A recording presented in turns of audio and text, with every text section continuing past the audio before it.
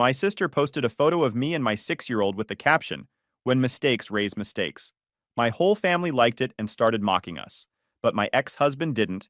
He posted one thing, and within minutes, chaos erupted. Hey Reddit, my family decided to wage war because I said no to a loan request. They brought social media and lawyers. What happened next was absolute chaos. Here's what went down. Name's Amanda, 29 female. I was sorting through a week's worth of mail when my phone started lighting up like a slot machine. Constant buzzing, one ping after another. The kind of thing that makes your stomach drop before you even look. I picked up the phone and opened Facebook. The first thing I saw made me freeze. My sister had posted a photo of me and my 6-year-old son. We were sitting on the curb outside our house from maybe 2 weeks back. I looked exhausted because I was. Night shift at the distribution center, then straight into parent pickup, then homework and dinner and bedtime routines. My son was drawing with sidewalk chalk, making a rainbow. The caption, though, "When mistakes raise mistakes." I read it 5 times before my brain would process it. My full name tagged, my son's face clear as day. Public post. 300 people could see it. The comments were already stacking up. Someone from my old job wrote, "Yikes." My aunt dropped a, "Well, that's one way to put it." Then came the likes. My mother, my father, my cousin Caddy, Uncle Bill. All of them co-signing this public humiliation of me and my kid. This wasn't some random family drama moment. My sister's been the household mascot for bad decisions for years, and everyone treats it like a group project. She messes up, they excuse it. I set one boundary, I'm suddenly the villain. I've watched my parents cover her bills, smooth over her screw-ups, and act like accountability is abuse. Meanwhile, I'm the boring one with a job, a kid, and a schedule. So apparently, I'm the easiest target. Seeing them smash like on a post calling my son a mistake wasn't surprising. It was just them finally saying the quiet part out loud. My son was in the next room watching videos on his tablet, completely unaware. He was 6. He liked drawing and bad knock-knock jokes and watching cooking shows, even though he refused to eat vegetables. And my sister had just broadcast to everyone we knew that he was a mistake. I sat there holding that phone, reading every comment, watching the like count climb. Someone I didn't even know commented, "This is sad." Another person, one of my sister's friends, wrote, "The truth hurts sometimes." Caddy chimed in with something about how this is what happens when you burn bridges and expect help. That last one clicked everything into place. 3 weeks ago, my sister had asked me for money. 1,500 for a car, she said. Needed it to get to work. I'd told her no, not because I'm cruel, because the last time I'd lent her anything, I never saw it again. Worse than that, 6 months before, she'd stolen from me, walked into my house, went upstairs while I was making her lunch, and took my debit card from my bedroom drawer, pulled $600 out of my account. I only caught it when my card declined at the grocery store, and I checked my banking app in the parking lot. Same day she'd been at my place, printing a resume. She'd sat at my kitchen table eating a sandwich I made while planning to rob me. I'd given her 3 days to come clean. She didn't. So I got the ATM camera footage from my bank, filed a police report, and reversed the transaction. The family lost their minds. Suddenly, I was heartless, vindictive. How could I do that to my own sister? Nobody cared that she'd committed fraud, and it wasn't like this was her only mess. She'd separated from her husband Lars 3 months before the theft, was already mid-divorce with a custody battle brewing over their 4-year-old son, and had been bouncing between jobs all year. But none of that mattered to our parents. She was still the victim in their eyes, and I was still the one expected to help clean up after her. This was payback. Public, cruel, calculated payback, elated. And everyone was helping her do it. Everyone except one person. My almost ex-husband, Mateo. We'd been separated for 6 months. Divorce papers signed and filed, just waiting on the finalization date next month.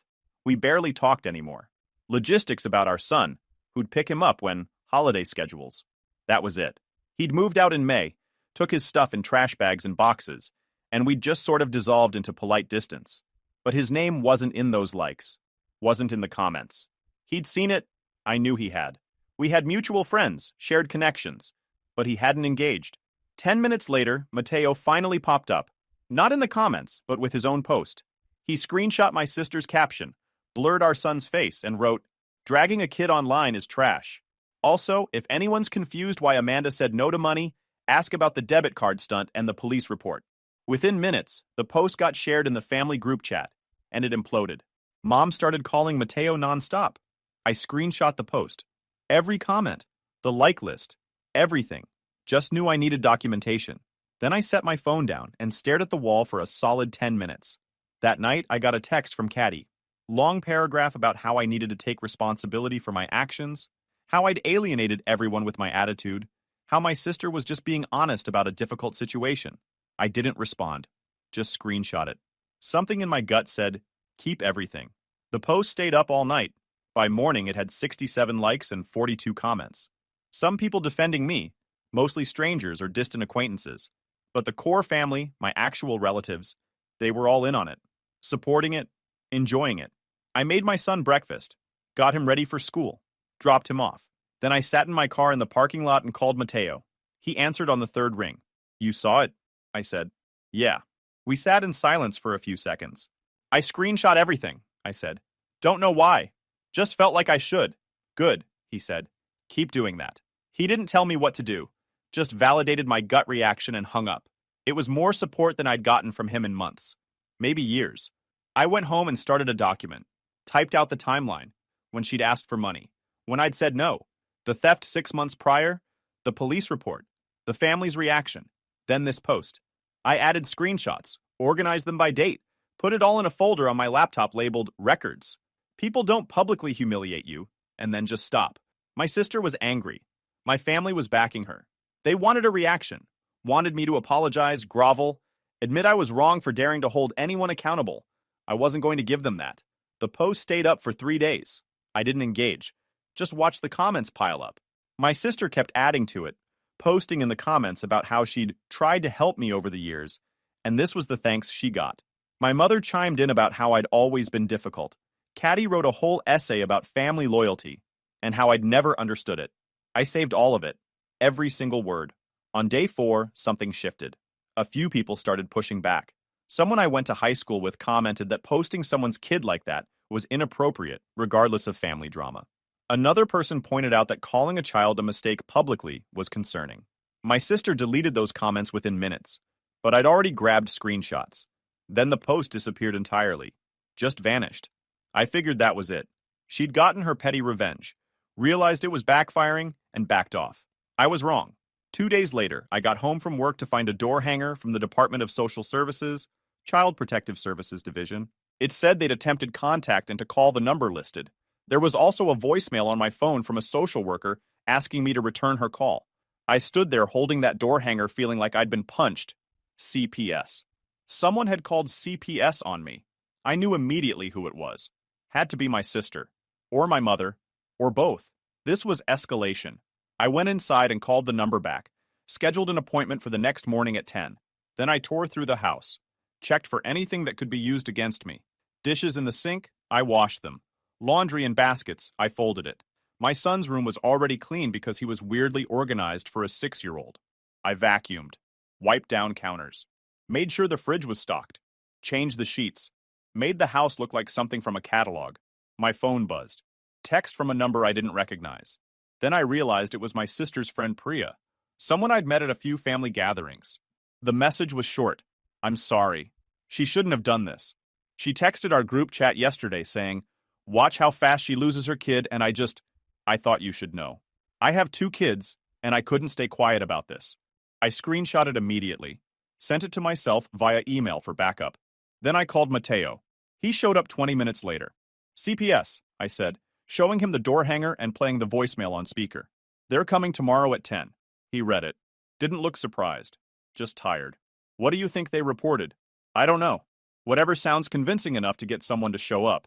He walked through the house, taking it in. Everything was spotless now. He nodded slightly, like he was checking boxes in his head. You need to install a doorbell camera, he said. Tonight, before they come back. I don't have one. I do. It's in my truck. I'll put it up now.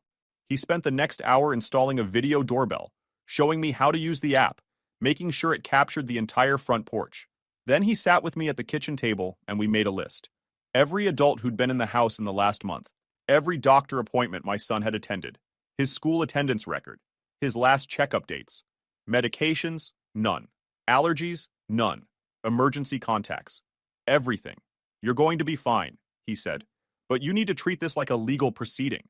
Don't get defensive. Don't trash your sister even if you want to. Just answer their questions and show them a stable home. I wanted to ask why he was helping me. We were getting divorced. This wasn't his problem anymore. But I didn't. Just nodded and added more information to the list. He stayed until almost midnight, helped me organize documents, find my son's immunization records, pull up proof of employment and rent payments. When he finally left, he stopped at the door. Call me after they leave tomorrow. Let me know how it goes. The social worker showed up at exactly 10 a.m. Woman in her 40s, tired eyes, carrying a tablet and a folder. I let her in immediately, offered coffee, kept my voice steady even though my hands were shaking. She asked to see the house. I showed her everything. Kitchen, living room, both bedrooms, bathroom. Can I ask what this is about? I said when we sat back down. She consulted her tablet. We received a report expressing concerns about the child's welfare. Allegations of emotional abuse and possible neglect. Can you tell me specifics?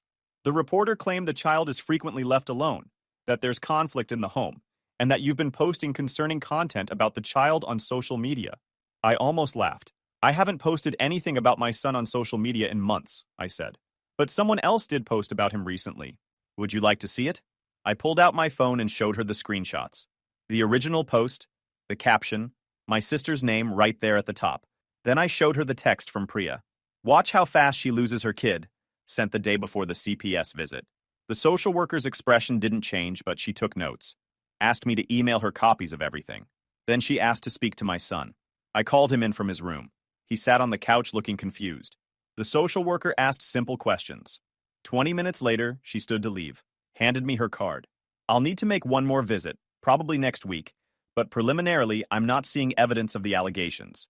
Your home is appropriate, your son seems well-adjusted, and you've been cooperative. After she left, I sat on the couch and shook for 10 minutes. Then I called Mateo. It was my sister, I said. Had to be. The social worker said they got a report about me posting concerning content about my kid online.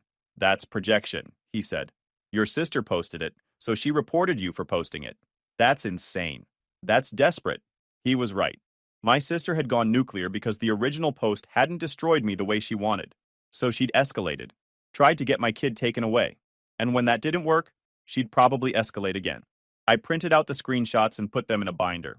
Added the CPS business card, the social worker's notes, everything. Mateo was right. I needed to be ready. 3 days later, I got served with papers. Emergency guardianship filing. My parents were petitioning the court for temporary custody of my son, citing my inability to provide a safe and stable environment, and my documented pattern of instability. I sat in my car reading the paperwork and felt something shift. They were trying to take my kid. This wasn't family drama. This was war. I'd never hired a lawyer before. Didn't even know where to start. I Googled family law attorneys, read reviews, called 3 offices. The first 2 couldn't see me for weeks. The third had a cancellation the next day. Her name was Nora. Office in a strip mall between a tax place and a nail salon, but the reviews were solid. I showed up 15 minutes early with my binder and a legal pad covered in notes. She was younger than I expected, maybe late 30s, and she didn't waste time on small talk. I laid out everything. The Facebook post, the CPS report, the emergency guardianship filing, showed her my documentation, the timeline I'd built. She flipped through it all without expression. Then she looked up. This is good work, she said. You've got dated evidence, multiple sources, clear timeline. That puts you ahead. So I can fight this? Absolutely. Emergency guardianship requires proof of immediate danger. Your house is clean. Your kid is healthy. CPS hasn't substantiated anything. Your parents don't have a case. But we need to be thorough. She charged $200 an hour with a $1,500 retainer. I paid it with money I'd been saving for a new transmission. Priorities shift fast when someone's trying to take your kid. She gave me homework. Get statements from my son's teacher and pediatrician. Nora had me sign release forms so the school and pediatrician could talk directly to her if needed. I emailed my son's teacher the same afternoon, and she printed a short note on school letterhead the next day. The pediatrician's office was slower, but they gave me a stamped visit summary and a letter confirming he was up to date on checkups. Compile more evidence of my sister's harassment. Document every interaction with my family from here on out. They're going to paint you as unstable, she said. So we show the court the opposite. Steady job, stable housing, involved parent. Then we show them who's actually unstable. Mateo met me at a diner near my work that night. I'd texted him about the guardianship filing, and he'd responded immediately asking to meet. He showed up with a notebook and that same calm energy he'd had the night before the CPS visit. "I've been thinking about this," he said, before I'd even ordered. "Your sister's escalating because the first attempt didn't work. That means she's going to keep trying until something sticks, or until she gets shut down hard enough that she has to stop." Nora said the same thing. "Nora's your lawyer?" I nodded. He looked relieved. "Good. You need representation. But you also need more documentation."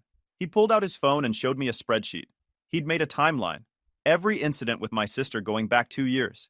The money requests. The theft. The police report. The Facebook post. Everything. "How did you have time to do this?" He shrugged. "I remember most of it. I was there for some of it. The rest I pulled from your texts and old emails you'd forwarded me. We'd been separated. Divorce papers signed. But here he was. "Why are you helping me?" I asked. He was quiet for a while. "Because I should have helped you before," he said. "When your family was treating you like garbage, I stayed quiet. Thought it wasn't my place to get involved. And because that's my son, too. I'm not letting your parents take him because your sister's having a meltdown." The hearing was set for 2 weeks out. Nora filed a response opposing the emergency guardianship, but until then, nothing changed. My son stayed with me. My parents didn't have temporary custody, but the threat hung there like a storm cloud. I took photos of the house daily, time-stamped and dated. I logged every meal I made, every homework session, every bedtime. I got a statement from my son's teacher saying he was a well-adjusted, happy child who came to school clean and prepared. His pediatrician wrote a letter confirming he was healthy, up to date on checkups, and showed no signs of neglect. Mateo installed more cameras, one on the back door, one in the driveway. Not because I thought my parents would try to grab my son, but because I wanted footage of everything. Every time they showed up uninvited, I'd have proof. They showed up 4 days before the hearing, both of them, pulled into my driveway at 7 p.m. while I was making dinner. The doorbell camera caught everything. I didn't answer. Just watched through my phone as they rang the bell 6 times, knocked, called my name. My mother pressed her face to the window trying to see inside. My son was upstairs doing homework. Didn't even know they were there. After 10 minutes, they left. I saved the footage and sent it to Nora. She called me an hour later. "That's good. We can use that for the harassment claim." "What harassment claim?" "The one we're filing next week," she said. "After we beat this guardianship thing, we're going after a no-contact order and possibly sanctions for filing a frivolous emergency petition." Mateo started coming over most evenings, just to help organize. We built what Nora called a good parent binder. Everything in one place. School records, medical records, work schedule showing steady employment, rent receipts, utility bills all paid on time, character references from neighbors and co-workers. It was 3 inches thick by the time we finished. The night before the hearing, I couldn't sleep. Lay in bed running through worst-case scenarios. What if the judge sided with my parents? What if they found some technicality? What if my sister showed up and lied under oath and the judge believed her? At 2 a.m., Mateo texted me, "You're going to be fine. They have nothing." I didn't ask how he knew I was awake. Just texted back, "Thanks," and tried to breathe. The courthouse was smaller than I expected. Nora met me in the hallway, looking calm in a navy suit. "Your parents are here," she said, "with their attorney. Your sister's not here, which is interesting." "Why is that interesting?" "Because she's the one driving this. If she was confident, she'd show. Her absence says a lot." We walked into the courtroom. My parents sat on the other side with a lawyer I didn't recognize. My mother looked stern. My father looked uncomfortable. Neither of them made eye contact with me. The judge reviewed the paperwork for what felt like forever before looking up. She asked everyone to state their names for the record, then reminded my parents' attorney this was an emergency petition, not a custody trial. When he tried to talk in circles, she cut him off and asked for actual evidence. Dates, incidents, anything concrete. My parents' lawyer stood. He made his case, claimed I was unstable, pointed to the CPS report as evidence of concerns, said my parents were worried about their grandson's welfare in my care. Nora objected twice. Once when he tried to characterize the CPS visit without actually having the report. Once when he implied I had a history of mental health issues with zero evidence. Then it was our turn. Nora stood and destroyed them. She submitted the CPS report showing the case was closed as unfounded, submitted statements from my son's teacher and pediatrician, my employment records showing steady work history, photos of my home, documentation of my son's routine, proof of paid bills and stable housing. Then she played the doorbell camera footage of my parents showing up uninvited and persistent contact despite no response. Submitted screenshots of the Facebook post with the judge's permission. pointed out that the person who posted it, my sister, was notably absent from these proceedings, despite being the one who apparently expressed concerns to my parents. This isn't a case about child welfare, Nora said. This is a family dispute being weaponized through the court system. The child in question is healthy, happy, well cared for, and in a stable home. This filing is retaliatory. My parents' lawyer tried to push back, said the CPS report existing at all was concerning, regardless of outcome. Nora countered that false reports made in bad faith are actually evidence of harassment, not legitimate concern. The judge took off her glasses and looked directly at my parents. I'm not seeing an emergency.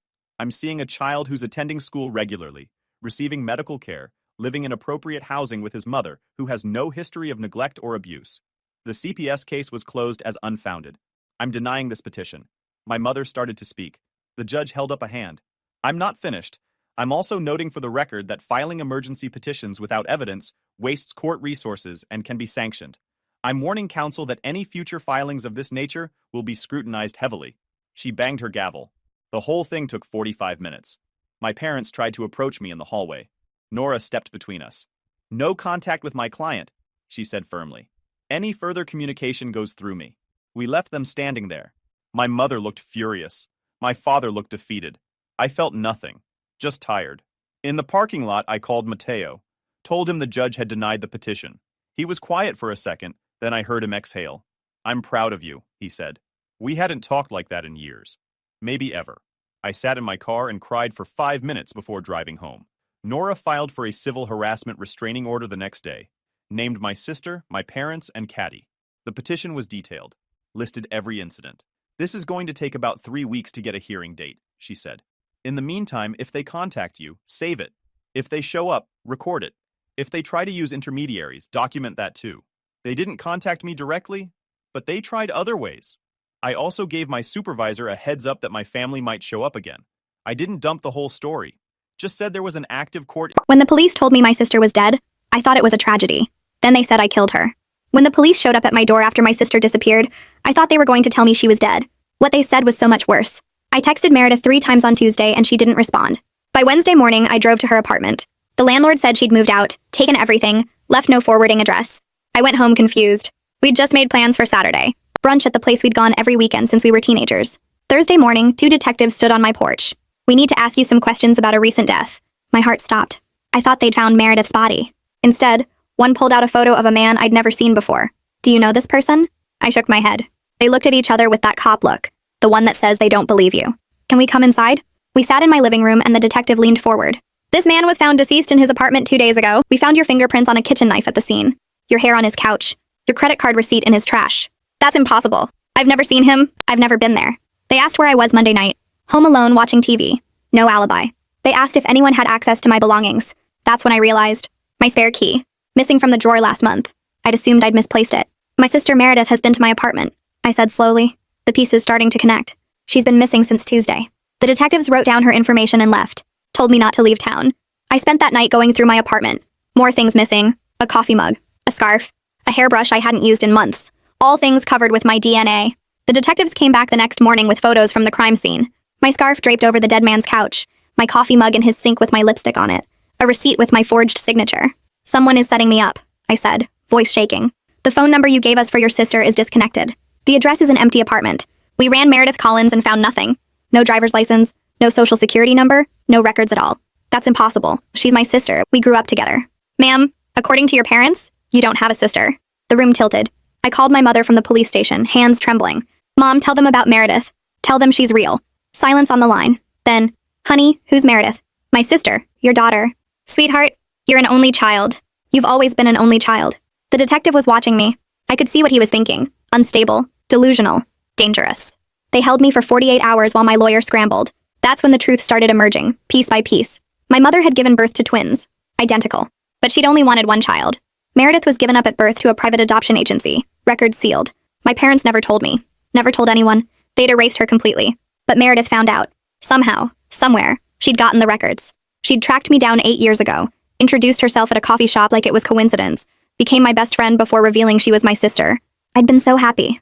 A sister I never knew. A connection I'd always felt was missing. 8 years she'd played the role. 8 years of brunches and holidays and late-night phone calls. 8 years of collecting my hair, my fingerprints, my habits, my signature. The victim was her ex-boyfriend. Restraining order. History of stalking her.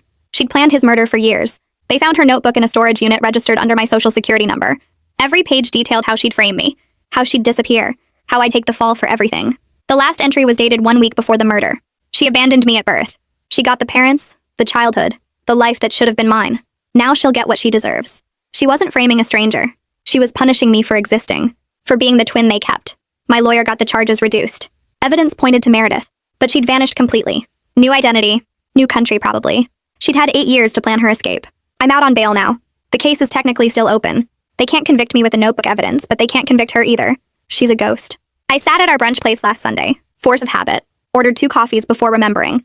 The chair across from me stayed empty. My sister spent 8 years becoming my best friend. 8 years pretending to love me. 8 years waiting for the perfect moment to destroy my life because our mother chose me instead of her.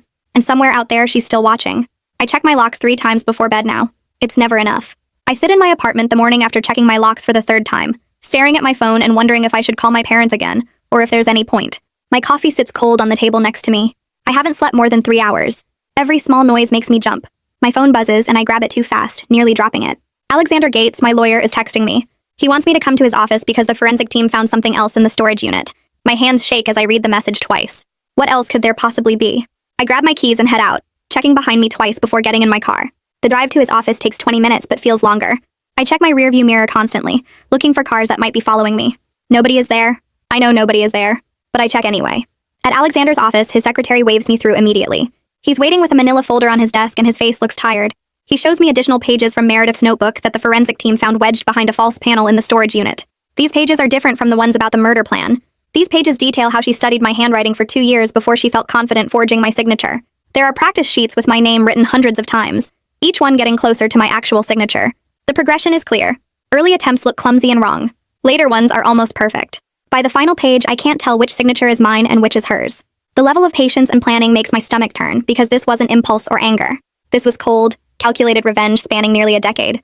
Alexander points to dates written in tiny numbers at the bottom of each page. She started practicing my signature 6 years ago.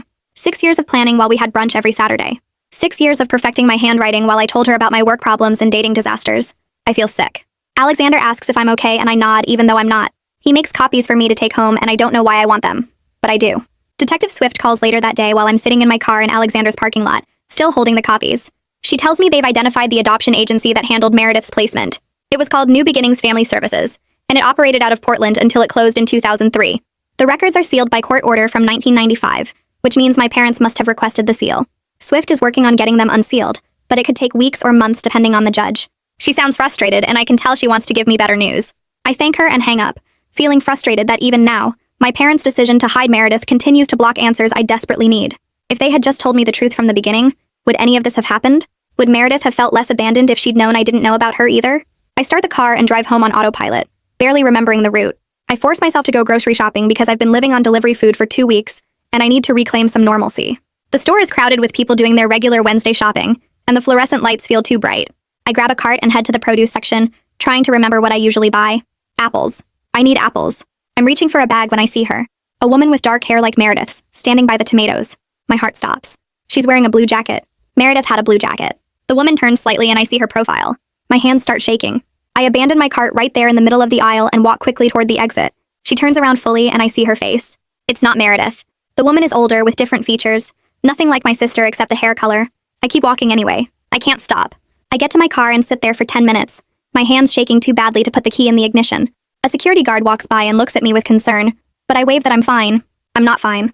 I drive home with no groceries and order Chinese food on my phone. That night, I finally read through all the police reports Alexander gave me about Caleb Sutherland, the man Meredith killed. The file is thick, maybe 50 pages. Caleb was 32 when he died. He worked as a sales manager for a tech company. He'd been arrested twice for violating the restraining order Meredith had against him. The first arrest was for showing up at her workplace. According to the report, he waited in the parking lot for 3 hours until she came out, then followed her to her car. She called the police and they arrested him right there. He spent 2 nights in jail and paid a $500 fine. The second arrest was 6 months later for following her home from a grocery store. He drove behind her for 12 miles and she called 911 while driving. The police met her at her apartment and arrested him in his car across the street. That time he spent a week in jail. The reports paint him as obsessive and threatening, someone who couldn't accept that their relationship was over. I realize Meredith chose a victim whose death might seem justified if she'd been caught. She could have claimed self-defense. She could have said he broke in and attacked her. The restraining order history would have supported her story, but she didn't plan to get caught. She planned for me to take the fall. I call my mother against my better judgment because I need to understand how she could give away a baby and then pretend that baby never existed. The phone rings 3 times and I almost hang up. She answers on the 4th ring, her voice careful and distant. I ask her directly why she chose to keep me instead of Meredith. The question hangs in the air between us. She's quiet for so long I think she's hung up. Then she says it was random, they just picked one. Her voice is flat, like she's talking about choosing between 2 identical apples at the store. I realize that's somehow worse than any reason she could have given. If she'd said I looked healthier or cried less or had a birthmark she loved, at least that would be something. But random? A coin flip that determined everything about both our lives? I ask her if she ever thought about the other baby, the one she gave away. She starts crying and says she tried not to. She says she had to believe she made the right choice or she couldn't have lived with herself. I tell her I have to go and hang up before she can respond. I sit on my couch and stare at the wall for an hour. My first therapy appointment with Fern Collier feels awkward and forced because I don't know how to explain that my best friend of 8 years was actually my twin sister plotting to destroy my life. Her office is small and painted a calming blue color. There are plants on the windowsill and tissues on the side table. She's maybe 50, with gray hair and kind eyes. She asks me to tell her what brought me in, and I start talking. The words come out jumbled and wrong. I keep backtracking to explain things out of order. She listens without judgment and asks me what I'm most afraid of right now. I tell her the truth. Meredith is still out there, still watching, and I have no way to protect myself from someone who knows everything about me. She knows my schedule, my habits, my favorite places. She knows which window in my bedroom doesn't lock properly. She knows I keep my spare car key in my desk drawer. She spent 8 years learning every detail of my life. Fern asks what I'm doing to feel safe, and I tell her about checking the locks 3 times every night. She doesn't tell me to stop. She says that's a normal response to trauma, and we'll work on managing the anxiety so it doesn't control my life. I cry for the last 10 minutes of the session, and she hands me tissues without making it weird. Alexander files a motion to have my bail conditions modified, so I can at least travel within the state. He argues that I'm clearly not a flight risk, given that I reported the framing myself, and have cooperated fully with the investigation. The prosecutor, Donovan Baird, doesn't oppose it, which Alexander says is a good sign that they're not seriously pursuing charges against me anymore. The hearing is scheduled for Friday morning. I wear a conservative dress and sit quietly while Alexander presents his argument to the judge. The judge is a woman in her 60s who looks stern but fair. She reviews the motion for what feels like forever but is probably 5 minutes. Then she approves it. Just like that, I can travel within state lines. I feel a tiny bit of freedom return, even though I have nowhere I want to go. Alexander shakes my hand outside the courtroom and tells me this is real progress. I thank him and drive home, feeling slightly less trapped than I did this morning. Detective Swift contacts me with news that they found surveillance footage from a gas station near Caleb's apartment. The footage shows Meredith filling up a car 2 hours before his estimated time of death. Swift emails me a screenshot from the video. The image is grainy but clearly shows her face. She's wearing my jacket, the brown leather one that went missing from my closet 3 months ago. I'd looked everywhere for that jacket. I'd assumed I'd left it somewhere and forgotten. But no, Meredith took it. She wore it to pump gas before murdering Caleb, making sure the cameras caught her in my clothes. This evidence further proves the framing, but it also confirms Meredith was meticulous about every detail. She thought about security cameras. She planned what to wear. She probably drove past that gas station multiple times to confirm it had cameras pointed at the pumps. Swift tells me this footage will help my case significantly. I thank her and stare at the screenshot for a long time. My sister is looking slightly away from the camera, her expression calm and focused. She looks like me. We have the same face, the same hair, the same build. Anyone who saw this footage would think it was me. I drive past the coffee shop where Meredith and I used to have brunch, but I can't bring myself to go inside yet. Instead, I park across the street and watch through the window as other people sit at tables and have normal conversations. A couple in their 20s laughs about something. An older man reads a newspaper while drinking coffee. A woman types on her laptop, probably working remotely. None of them are wondering if the person across from them is secretly plotting their destruction. None of them are checking over their shoulders constantly. I sit there for 20 minutes just watching normal people do normal things. My hands grip the steering wheel tightly. I want to go inside. I want to reclaim that space and those Saturday mornings, but I can't make myself open the car door. Finally, I start the engine and drive away, feeling pathetic but unable to reclaim that space yet. Maybe next week, maybe never. The next morning, my neighbor knocked on my door around 8. I'd been up for hours already, checking the locks again and staring at my phone. She looked nervous, kept glancing down the hallway like she wasn't sure she should be here. She told me she saw someone who looked exactly like me leaving my apartment the day Caleb died. She'd thought it was me at first, but then she noticed the shoes. Black heels, the kind with the pointed toe. She said I always wore flats or sneakers, never heels like that. The detail seemed small, but it stuck with her, made her feel weird about it. When she saw the police at my door days later, she started putting things together. I thanked her 3 times, my voice shaking, and asked if she'd give a statement to Detective Swift. She agreed right away, said she'd call the detective herself that afternoon. After she left, I stood in my doorway for a full minute, just breathing. Someone else saw Meredith. Someone else could prove I wasn't the one at that apartment. Alexander called me 2 hours later with more news from the forensic team. They'd found Meredith's fingerprints in my apartment, but not in normal places. Inside my medicine cabinet, way in the back where I kept old prescription bottles I never touched. Inside my dresser drawers, underneath the clothes. In the back of my closet, behind boxes of winter stuff I hadn't opened in months. She'd been going through everything, taking inventory of my entire life. The analyst told Alexander it looked like someone conducting a search, not just visiting casually. I felt sick hearing this. Meredith had touched my things, moved them around, studied what I owned. She'd been in my bathroom, my bedroom, my private spaces.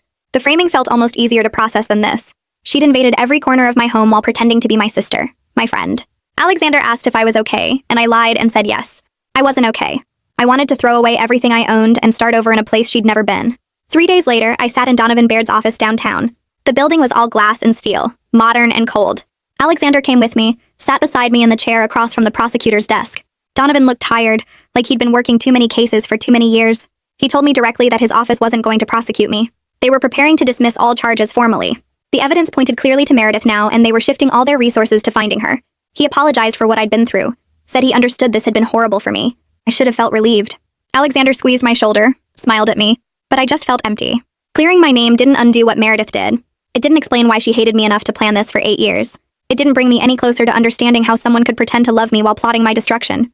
I thanked Donovan and left his office feeling hollow instead of free. My second therapy session with Fern happened on a Thursday afternoon.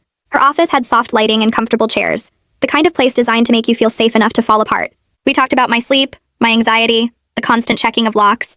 Then she asked me what I missed most about Meredith. The question caught me off guard. I'd been so focused on the betrayal, on the anger and fear, that I hadn't let myself think about missing her. But sitting there in that quiet office, I admitted the truth. I missed having a sister. I missed the feeling of having someone who understood me completely, who knew my history and my quirks and loved me anyway. Then I started crying. Big ugly sobs that I couldn't control. Because that person never existed. Everything I thought we shared was just Meredith studying me like I was some kind of experiment. Every laugh, every secret, every moment I thought we were connecting was her taking notes for my destruction. Fern handed me tissues and let me cry until I couldn't anymore. She didn't try to fix it or make it better. She just sat with me in the grief of losing someone who was never really there. Detective Swift called me the following week with news about the adoption records.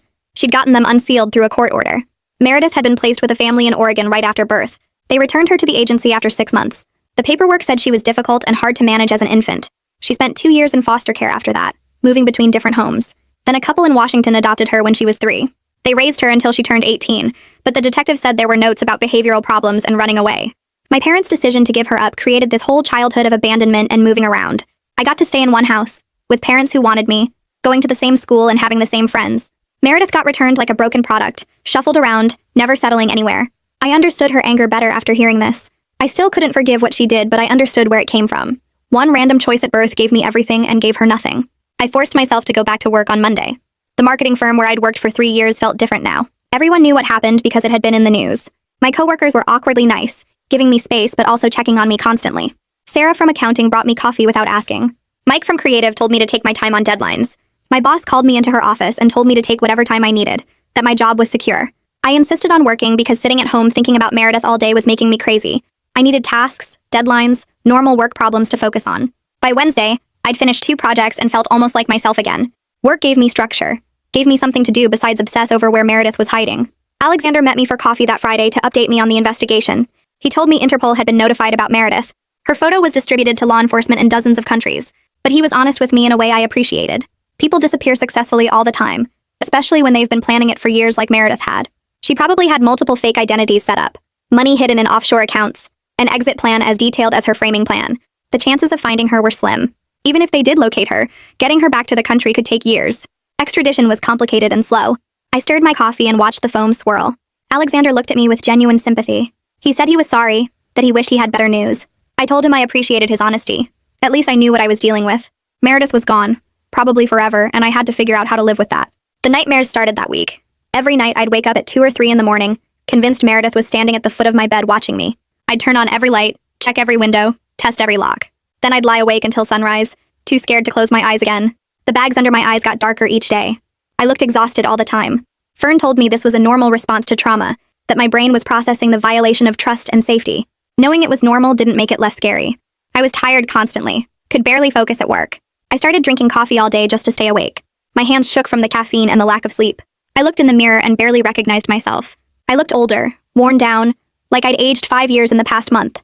My father called me for the first time since everything came out. His voice sounded strained, like he'd been practicing what to say. He tried to explain their decision. They were young when we were born, only 23. They were scared and broke, and the doctors told them raising twins would be twice as hard. They thought they were making the practical choice, the responsible choice. I listened without saying much because nothing he said would make this okay. We both knew it. The silence on the phone stretched out between us. Finally, he asked if I'd come to dinner this weekend. I told him I needed more time. He said he understood, but I could hear the hurt in his voice. I felt guilty, but also angry. They created this situation. They gave away my sister and never told me. Their guilt didn't fix anything. The coffee shop owner reached out to Detective Swift a few days later. Alexander called to tell me what she'd said. She remembered Meredith asking detailed questions about me over the years. What time did I usually arrive for brunch? Did I always order the same thing? What did I talk about? At the time, she thought Meredith was just being a caring sister, paying attention to my habits. Looking back, she realized Meredith was gathering information, studying my patterns. The owner felt terrible about it, offered to testify if Meredith was ever caught. I told Alexander to let her know she had nothing to feel guilty about. How could she have known? How could any of us have known? Meredith was that good at pretending, that patient in her planning. She fooled everyone, including me, for 8 solid years. I started going through my apartment the next morning, room by room, pulling out anything Meredith had ever given me. The necklace she'd bought me for my birthday sat on my dresser, a simple silver chain with a small pendant. I picked it up and looked at it for a long moment before dropping it in the trash bag. A throw pillow she'd said would match my couch perfectly went in next.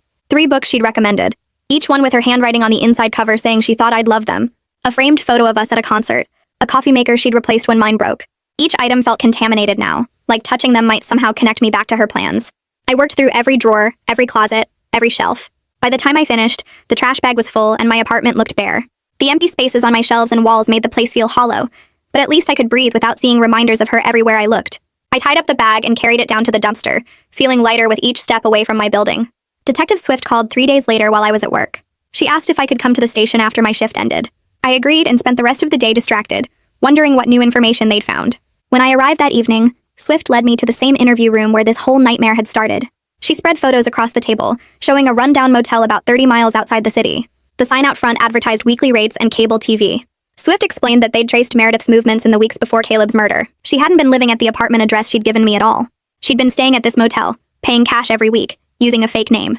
The clerk barely remembered her, said she kept to herself and never caused any problems. Swift showed me more photos, surveillance footage from the motel parking lot showing Meredith coming and going at odd hours. She'd been creating the illusion of her normal life with me while actually preparing for everything. The murder, the framing, her disappearance, all of it planned from that cheap motel room while I thought she was living her regular life across town. I stared at the grainy images of my sister walking to and from a motel room I'd never known existed. Swift said they'd searched the room after Meredith left, but it had been cleaned completely. No evidence, no clues about where she'd gone next. My therapy session with Fern the following week felt different. I told her about finding the motel photos, about how Meredith had been living this secret life right under my nose. Fern listened carefully, then introduced me to a concept I'd never heard before. Ambiguous loss, she called it. Grief for someone who isn't dead but is permanently gone from your life. She explained that it's often harder than regular grief because there's no closure, no funeral, no clear moment where you can say it's over and start moving forward. The mourning process never really ends because part of you keeps waiting for resolution that might never come. I sat with that idea for a while, feeling it settle into place. That was exactly what I was experiencing with Meredith. She wasn't dead, but she was gone in every way that mattered. I couldn't grieve her like I would a death because she was still out there somewhere, still a threat, still unresolved. Fern said naming these feelings sometimes makes them easier to carry. I wasn't sure I believed her, but having words for what I was going through did make me feel slightly less alone in it. A letter arrived at Detective Swift's office 2 weeks later, forwarded to her from the Washington couple who had adopted Meredith when she was 3 years old. Swift called me to come pick it up. The envelope was thick, several pages of careful handwriting on nice stationery. I sat in my car in the police station parking lot and read it. The couple expressed deep regret for not being able to help Meredith work through her abandonment issues when she was growing up. They described her as a difficult child who became increasingly troubled as a teenager. She'd run away multiple times, refused therapy, pulled away from any attempt they made to connect with her. At 17, she'd disappeared for good, and when she turned 18, she'd sent them a single letter saying she didn't want any further contact. They respected her wishes, hoping she'd reach out when she was ready. They had no idea she'd found me or what she was planning. The letter ended with an apology, as if they somehow could have prevented all of this if they'd just tried harder or done something different. I folded the pages carefully and put them back in the envelope. These people had tried to give Meredith a home, a family, a chance. She'd rejected all of it because it wasn't the life she thought she deserved. The life I had instead of her. Alexander called me at work the next Monday. His voice sounded pleased when he said the prosecutor's office had officially dismissed all charges against me. The case was closed as far as I was concerned. I should have felt relieved, maybe even happy. Instead, I just felt numb. I thanked him for his work, told him I appreciated everything he'd done. He surprised me by saying he planned to continue helping me pro bono if Meredith was ever located. He wanted to pursue any civil remedies we could, make sure she faced consequences for the identity theft and fraud, even if the murder charges were complicated by her disappearance. I didn't know what to say. Most lawyers would have moved on to their next case, but Alexander seemed genuinely invested in seeing this through. I told him I was grateful, and I meant it. The charges being dismissed should have felt like a victory, but my life was still destroyed in every way that mattered. My reputation was damaged, my sense of safety was gone, and my sister was out there somewhere, free and unpunished. My coworkers invited me to happy hour that Friday, trying to include me in normal social activities again. I forced myself to go, determined to prove I could still do regular things like a regular person. The bar was loud and crowded, everyone laughing and complaining about work stuff that seemed so trivial compared to what I'd been through. I lasted about 30 minutes before the noise became overwhelming and I had to leave. Everyone else was having conversations about difficult bosses and annoying clients and bad dates. Their problems felt so normal, so manageable. I stood there with my drink, feeling like I was watching them through glass, unable to connect with a world where the worst betrayal was a cheating boyfriend or getting passed over for a promotion. I made an excuse about not feeling well and left early. In my car, I sat with my head against the steering wheel, frustrated by how damaged I felt. Meredith had taken away my ability to just exist normally with other people. My mother showed up at my apartment unannounced on a Saturday afternoon. I saw her through the peephole and almost didn't open the door. Curiosity won out over anger. She looked older than I remembered, more gray in her hair, deeper lines around her eyes. She was carrying a cardboard box, and when I let her in, she set it on my coffee table without saying anything at first. Inside were old photos from when I was a baby. She sat next to me on the couch, and we looked through them together. 2 identical infants in every picture, one in a pink onesie, one in yellow. One being held by my father, one by my mother. She pointed to a photo and admitted she didn't know which baby was which. They'd dressed us differently to tell us apart, but in these pictures, she couldn't remember which outfit belonged to which twin. We could be looking at photos of me or photos of Meredith, and there was no way to know. She said something that made my stomach turn. She sometimes wondered if they'd accidentally sent home the wrong twin from the hospital. If maybe I was actually Meredith and Meredith was actually me. I stared at her, not knowing how to respond to that. The idea that our entire lives might have been swapped by chance, that she might have kept the wrong daughter and given away the one she'd meant to keep. It shouldn't have mattered, but somehow it made everything feel even more random and cruel. Detective Swift called me again a few days later with more bad news. They'd found evidence that Meredith had been using my identity to open credit cards and bank accounts over the past year.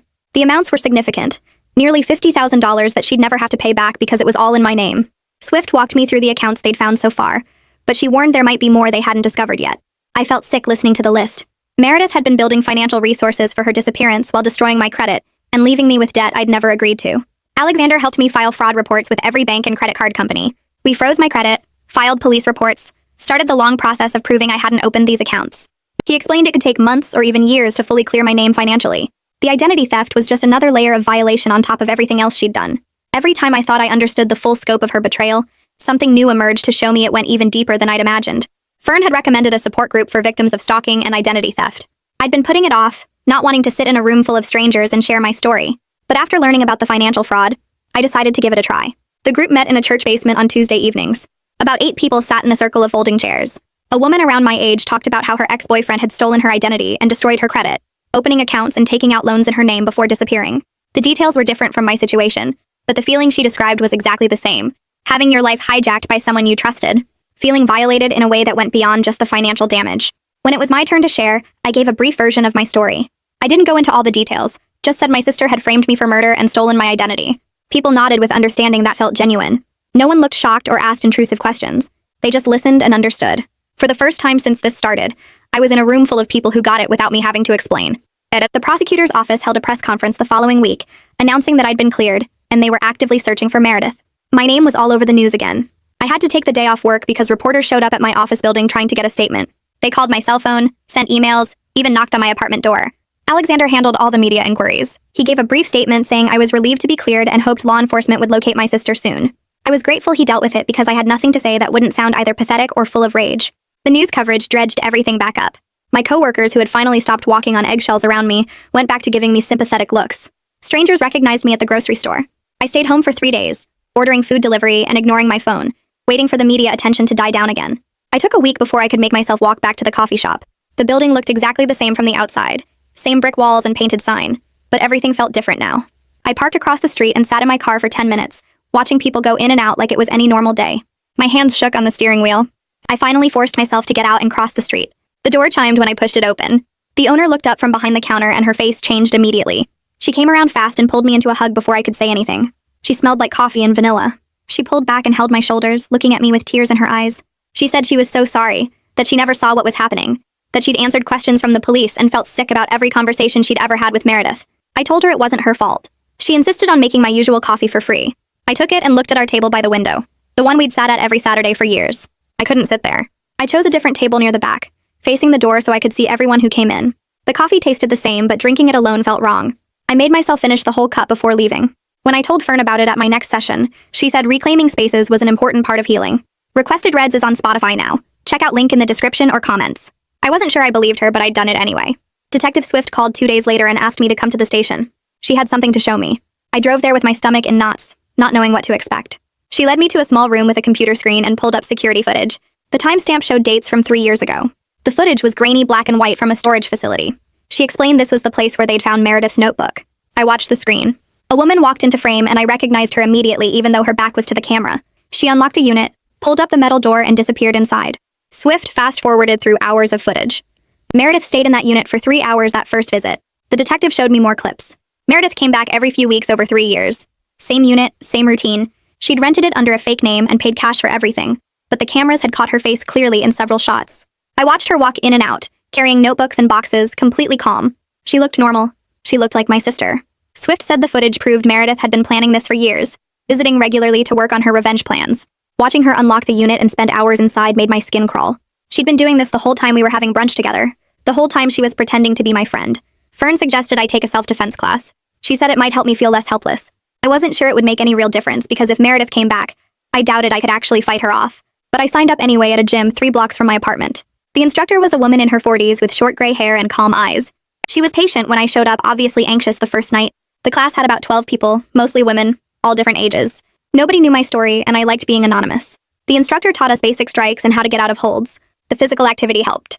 I slept slightly better on class nights. My body was tired in a good way, instead of just exhausted from anxiety. The other students were friendly, but didn't ask personal questions. I could just be another person learning to protect herself. I went twice a week and started to feel a tiny bit less afraid walking to my car at night. My father called on a Thursday afternoon while I was at home. He asked if I was ready to talk to them both. I almost said no out of habit, but something made me say yes instead. I surprised myself. We agreed to meet at a restaurant downtown, neutral territory, not their house. I got there first and sat in a booth near the back. My parents arrived together 5 minutes later. They looked older than I remembered. My mother's face was puffy like she'd been crying. My father looked defeated, shoulders slumped. We ordered food none of us really wanted. The conversation was painful and awkward. My mother cried and apologized multiple times. My father kept saying they'd made a terrible mistake. They tried to explain their reasoning, but nothing they said made it okay. I realized sitting there that they were going to carry guilt about this for the rest of their lives. That didn't fix anything, but it was something. I told them I needed time before we could have any kind of normal relationship again. They both nodded and said they understood. They accepted it without arguing. We ate in mostly silence. When we left, my mother hugged me tight and whispered that she loved me. I didn't say it back, but I didn't pull away either. Alexander called me into his office the following week with new information. He'd been digging into Meredith's background. He'd discovered she'd filed a legal name change 2 years ago. This meant she'd been operating under at least 2 identities, the name she used with me and whatever name she'd changed to legally. He showed me the court documents. The new name was Sarah Mitchell. Completely different. He explained this made finding her much harder because she could have multiple passports and identities layered on top of each other. She might have other names we didn't know about. The FBI was now involved because the identity theft crossed state lines. Alexander had been in contact with an agent who was working the case. But even the FBI admitted the trail was cold. Meredith had been too careful, planned too well. She could be anywhere in the world using any name. The chances of finding her kept getting smaller. My friend Rachel set me up on a blind date with someone she knew from work. I agreed because I was desperate to prove to myself that I could still trust people and have normal relationships. His name was Tom, and he was perfectly nice. We met at an Italian restaurant on a Saturday night. I was on edge from the moment I sat down. I analyzed everything he said for hidden meanings and lies. When he asked about my family, I gave vague answers and changed the subject fast. When he talked about his job, I wondered if he was really telling the truth or making it all up. I couldn't relax. My shoulders stayed tense the whole meal. I kept checking the exits and watching other diners. Tom noticed I was uncomfortable. He asked if I was okay. I lied and said I was fine. We both knew there wouldn't be a second date. When we said goodbye in the parking lot, he was polite but distant. I got in my car and cried, frustrated by how much Meredith had taken from me. I couldn't even have a normal dinner with a nice person without falling apart. At my next therapy session, Fern and I worked on strategies for managing my paranoia and hypervigilance. She taught me grounding techniques for when I started spiraling into worst-case scenarios. She had me practice focusing on my 5 senses to stay in the present moment. She was honest that I might always have some level of anxiety about trust and safety, but she believed I could get to a place where it didn't control my entire life. I wanted to believe her. Right now it felt impossible. Every time I started to relax, something would trigger me and I'd be right back to checking locks and watching strangers. Fern said healing wasn't linear. There would be good days and bad days.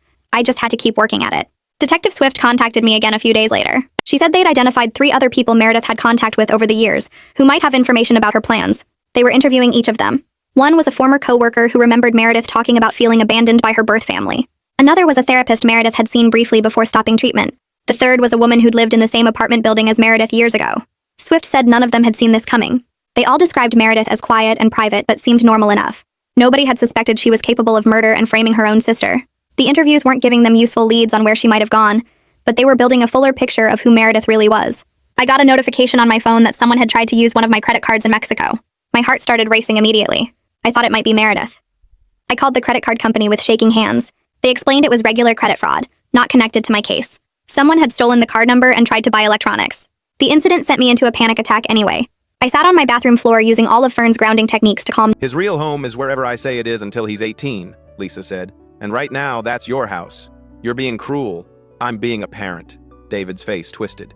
You've changed. Ever since you married him, he pointed at me. You were never like this before. Always supportive. Always understanding. Now you're cold. Hard. This isn't you. Maybe it should have been, Lisa said. Maybe if I'd been harder earlier, Dylan wouldn't be in a hospital bed.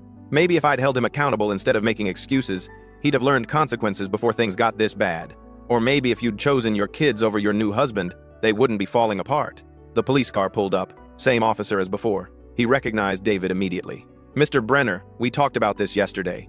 I'm trying to talk to my ex-wife about our son who's in the hospital, and she's asked you to leave her property, so you need to go, now, or I'll arrest you for trespassing. David looked between the three of us, his face red, hands clenched into fists. This isn't over, he said. Yes, it is, the officer replied. Leave, now. David got in his truck and drove away. The officer took our statement, gave us a case number, told us to call immediately if David came back again. He's escalating, the officer said. That's concerning. You might want to consider a restraining order. We went inside and locked the new locks behind us. Lisa sat on the couch and put her face in her hands. I need this to stop, she said. I need all of it to just stop. My phone rang. Patricia, our lawyer. David just filed for emergency custody, she said, claiming Lisa abandoned the children and they're in danger in her care. We have a hearing Friday morning. Dylan's in the hospital, I said. How is that Lisa's fault? It's not. But David's arguing that Lisa's actions caused Dylan's mental health crisis. He's also claiming she's being unduly influenced by you, trying to paint you as the villain. Can he win? Not with the evidence we have, but we need to be prepared. I'll file our response tomorrow. Make sure you're both at the courthouse Friday at 9. We'll be there. I hung up and told Lisa. She just nodded, too exhausted to even be surprised. How did it come to this? She asked. How did we go from normal family problems to lawyers and court dates and hospital visits in less than a week? Because you finally said enough, I replied. And people who've never faced consequences don't know how to handle them. The next 3 days were a blur. Dylan was released from the hospital with a referral for outpatient therapy. David picked him up. Sophia sent Lisa daily texts begging to come home. David sent lawyer letters threatening everything from custody modification to suing me for alienation of affection. Patricia kept filing responses, kept building our case, kept telling us to stay calm and let the evidence speak. Friday morning arrived. We dressed like we were going to a funeral, Lisa in a conservative dress, me in my only suit. We met Patricia at the courthouse at 8:30. Remember, she said, don't react, don't get emotional. Answer questions honestly and briefly. Let me do the talking. The hearing was in family court, small courtroom. Judge Anderson presiding. Middle-aged woman with tired eyes who'd probably seen every family drama imaginable. David showed up with his own lawyer. Candace was with him. Dylan and Sophia were not. Probably not allowed since they were minors. David's lawyer went first. Painted Lisa as an unfit mother who'd chosen her new husband over her children. Claimed Dylan's suicide attempt was direct result of Lisa's abandonment. Brought up every little thing. Times Lisa had worked late. Times she'd missed school events. Times she'd been tired or distracted. Made her sound like a monster. Then it was Patricia's turn. She stood slowly, placed the investigator's report in front of the judge, started walking through everything. The parties, the theft, the fraud, the credit cards, the gambling, the lies. Mrs. Brenner didn't abandon her children, Patricia said. She removed them from a situation where they were engaging in criminal activity and placed them with their father as per their custody agreement. She's not denying access. She's requiring accountability. The judge looked through the documents. Her expression didn't change. She asked Lisa a few questions, asked me a few questions, asked David why he hadn't noticed his son opening fraudulent credit cards. David didn't have a good answer. Mr. Brenner, the judge said finally, your son committed multiple counts of fraud and theft. Your daughter was truant from school and involved with an adult man. These are serious issues that require serious intervention. Mrs. Brenner responded appropriately by removing them from a home where they had access to commit more crimes and placing them in your care. That's not abandonment. That's good parenting. David's lawyer tried to argue. The judge held up her hand. As for Dylan's hospitalization, I've reviewed the medical records. The attending psychiatrist noted the attempt appeared to be a gesture rather than a genuine effort. Dylan received appropriate care and was released with no recommendation that he return to his mother's home. In fact, the psychiatrist recommended continued separation while Dylan works through his behavioral issues in therapy. She closed the folder, looked at David with an expression that could freeze lava. Your emergency motion is denied. The current custody arrangement stands. Dylan and Sophia will remain in your primary care until such time as Mrs. Brenner determines they're ready to return, or until they turn 18. You're responsible for ensuring they attend school, follow through with therapy, and don't engage in further criminal activity. If you find that too difficult, perhaps you'll gain some appreciation for what Mrs. Brenner has been dealing with. She banged her gavel. We're done here. David's face went purple. He started to say something, but his lawyer grabbed his arm and pulled him toward the door. Candace followed, looking like she wanted to be anywhere else. Lisa and I sat there stunned. Patricia packed up her briefcase with a small smile. That went well, she said. We left the courthouse in a daze. Got to the car. Lisa started laughing. Not happy laughter. The slightly hysterical kind that comes when you've been holding everything in for too long. We won, she said. We actually won. You won, I corrected. You stood up for yourself and the judge saw it. I thought for sure she'd say I was terrible, that I had to take them back. The law is on your side. You did nothing wrong. We went home. Lisa changed out of her dress into sweats and laid on the couch. I made her tea and sat with her while she processed everything. What happens now? She asked. Now David has to actually parent his kids, and Dylan and Sophia have to live with consequences. Do you think they'll learn? I don't know. Maybe, maybe not. But that's not your responsibility anymore. Her phone buzzed. Text from Sophia. Lisa showed it to me. Mom, Dad says we have to stay with him forever. Is that true? I want to come home. Lisa typed slowly. It's not forever, but it's for now. You need to work on yourself. Be honest. Make better choices. When you're ready, we'll talk about you coming back. But that could be months, maybe longer. I love you. 3 dots appeared, then disappeared. No response. That was hard, Lisa said. Being a parent is hard. I thought the hard part was potty training and teaching them to read. Turns out the hard part is letting them fail and not rushing in to fix it. 2 weeks passed. Dylan and Sophia stayed with David. We heard through other people that it wasn't going well. David's apartment was small. 2 bedrooms for 4 people. Candace had moved out after a week, saying she couldn't handle the tension. Dylan was going to therapy but apparently not talking. Sophia was back in school but struggling. David called Lisa once, asked if she could take them for a weekend, give him a break. Lisa said no. You wanted full custody, she told him. You got it. Figure it out. He hung up on her. My phone buzzed one evening. Unknown number. I almost didn't answer, but something made me. Tom, it was Dylan. Can I talk to you? I'm listening. I want to apologize. For real this time. Not because I want something, just because I was wrong. About everything. The way I treated you. The stealing. The parties. All of it. I waited, listening to him breathe on the other end. Living with Dad is awful, he continued. He doesn't care about anything. Just wants us to be quiet and stay out of his way. Candace left because of us. He blames us for everything. And I realized that you never did that. You actually tried. I just treated you like crap because I could. Why are you telling me this? Because I want to understand something. Why did you try so hard? You weren't my dad. You didn't have to do anything. But you paid for stuff and showed up and acted like you cared. Why? I thought about that. About my own father leaving. About growing up without that presence. About wanting to be different. Because I knew what it felt like to not have someone, I said. And I didn't want you to feel that way. But we made you feel that way instead. Yeah, you did. I'm sorry, he said. And this time it sounded real. I know that doesn't fix anything. But I am. What are you going to do about it? What do you mean? Sorry is just a word, Dylan. What are you going to do differently? He was quiet for a long time. I don't know. I'm trying to figure that out in therapy. The therapist says I have a lot of issues with anger and control. Says I push people away before they can leave me. Apparently that's because of my parents' divorce. That might explain your behavior. It doesn't excuse it. I know. She says that too. Says I'm responsible for my choices even if I have reasons for making them. She's right. Tom? His voice got small. Do you think Mom will ever let us come home? That depends on you. On real change, not promises. Not temporary good behavior. Actual sustained effort over months. How do I do that? You show up. You do the work. You're honest. You respect boundaries. You prove through actions that you're different. And maybe eventually, you earn trust back. But there's no guarantee. Even if I do everything right, even then, some things can't be fixed. He was quiet again. Okay, thanks for being honest. Dylan, yeah? I hope you figure it out. I really do. Because underneath all the crap behavior, I think there's a decent kid in there somewhere. I'll try, he said. That's all I can do, right? Try. That's all any of us can do. He hung up. I sat there holding my phone and wondering if that conversation meant anything or if it was just another manipulation. Time would tell. Lisa came home from work an hour later. I told her about the call. She listened without interrupting. "Do you believe him?" she asked. "I don't know. Part of me wants to. Part of me thinks it's another game." "Me too." She kicked off her shoes. "I got a call from the credit card companies today. They're pressing charges. Dylan's going to have to go to court. How do you feel about that? Relieved? Is that terrible? I feel relieved that someone else is holding him accountable so I don't have to be the bad guy. That's not terrible, that's human." A month passed. Then 2. Dylan went to court, got probation and community service and had to pay restitution. The credit card debt was erased since he was a minor, and it was fraudulent, but he owed Lisa and me directly. Judge ordered him to get a job and make payments. He got hired at a fast food place. Started paying us back $20 a week. It would take years to cover the full amount, but it was something. Sophia asked to come home for Christmas. Lisa said no.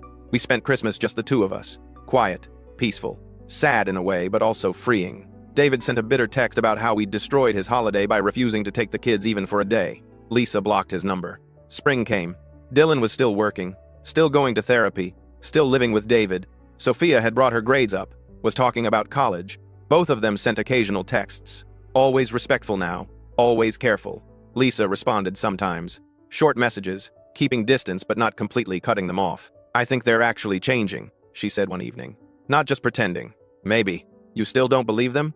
I think people can change. I'm just not sure these particular people will." 3 months later, Dylan called Lisa, asked if he could come by to talk, in person. Lisa looked at me for permission, which was weird because this was her son and her house, but I understood why she did it. "It's okay," I said. "I'll be here." Dylan showed up Saturday afternoon. He'd gotten taller, filled out a little, looked older somehow. He stood on the porch with new locks he couldn't open and waited for Lisa to let him in. She did. He walked into the house like it was a stranger's place, looked around at everything, the replaced lamp, the cleaned couch, the space that used to be his home. "Thank you for seeing me," he said. Lisa nodded, gestured to the couch. He sat. We sat across from him in chairs, waiting. "I've been in therapy for 4 months now," Dylan started. "Learning a lot about myself, about why I did the things I did, about how much I hurt people, especially you guys." He looked at me. "Tom, I treated you like garbage, made your life miserable when you were just trying to help. I stole from you, disrespected you, made it clear I didn't think you mattered, and I'm sorry. Really sorry. Not because I want something, just because it's true. I didn't say anything, just listened. I've paid back $320 so far," he continued. "I know that doesn't cover what I took, but I'm still working, still making payments. My therapist says it'll take me about 3 years to pay everything back at this rate. I'm okay with that." "Why?" Lisa asked. "Why am I okay with it? Why are you doing this? The therapy, the job, the payments. Why now?" Dylan leaned back. "Because living with Dad showed me what the alternative looks like. He doesn't care about me. Not really. Candace left because she couldn't handle us. Dad just wants us gone. He counts down the days until I turn 18 and he can kick me out. Every day, he makes it clear we're a burden. And I realized that's what I did to you guys. Treated you like a burden. Made you miserable. And you still tried. Dad doesn't try. That's the difference." "So this is about Dad being worse than us?" I asked. "No. It's about me realizing that you guys actually loved me even when I didn't deserve it. And I threw that away because I was angry about the divorce and scared of being replaced and just generally being a selfish asshole." Lisa made a sound that might have been a laugh or a sob. "I can't undo what I did," Dylan said. "I know that. But I want to do better. Be better. I'm not asking to move back in. I know I'm not ready for that. But I wanted you to know I'm trying. And I'm going to keep trying." He stood up. "That's all I came to say. Thanks for listening." Lisa walked him to the door. He turned back before leaving. "Mom, I love you. I know I didn't show it, but I do." "I love you too," Lisa said. "I never stopped." He left. Lisa closed the door and leaned against it, crying. I held her. "Do you think he meant it?" she asked. "I think he's figuring out who he wants to be. Whether he sticks with it long enough to actually change? That's the question." 6 more months passed. Dylan kept working, kept therapy, kept paying us back. Never asked to move home, just sent updates. Grades from the online classes he was taking to graduate on time. Photos of his Employee of the Month award. Small things that showed effort. Sophia asked to come home for her 16th birthday. Lisa said maybe, asked what Sophia had learned. What had changed? Sophia sent a 3-page letter, handwritten, about how she'd been following the wrong people, making bad choices because she thought it made her cool, how she'd hurt people, how she was sorry. Lisa read it 5 times, then called Sophia and told her she could come home for a trial period. 1 month, Summer break, we'd see how it went. Sophia cried on the phone, thanked Lisa over and over, promised she'd be different. She moved back in June, nervous, walking on eggshells, following every rule, doing chores without being asked, spending time with Lisa, trying to rebuild. It was awkward, tense, but not terrible. Dylan called every week, never asked to come home, just talked about work, about therapy, about his plans for after high school. Lisa gradually relaxed into the conversations, started offering advice, started sounding like his mom again instead of a stranger. 1 year after the party, 1 year after everything fell apart, Lisa and I were having dinner when her phone rang. Dylan, Mom, I need to ask you something. What's up? I got accepted to community college for fall. I want to study computer science, but I need help with financial aid forms. Could you help me fill them out? Lisa looked at me. I nodded. Of course, she said. Come over this weekend. We'll work on it together. Dylan showed up Saturday morning. Sophia was there. They hugged, awkward at first, then real. We all sat around the kitchen table, filling out FAFSA forms, talking about classes and schedules and possibilities. It felt almost normal. When Dylan was leaving, he stopped at the door, looked at me. Tom, I still owe you $1,280. I'm going to keep paying, but I wanted you to know I'm grateful you didn't give up on Mom when everything went sideways. She deserves someone who has her back. You do that. I didn't know what to say, so I just nodded. He left. Lisa came and stood next to me. We watched him drive away in the car David had bought him, third hand and barely running. Think we'll be okay? She asked. I think we already are. Sophia graduated high school the next year. Dylan finished his associate's degree, both of them working, both paying their own way, both respectful, both changed in ways that seemed real. They'd never live with us again. That chapter was closed, but they were back in our lives, carefully, with boundaries, with mutual respect.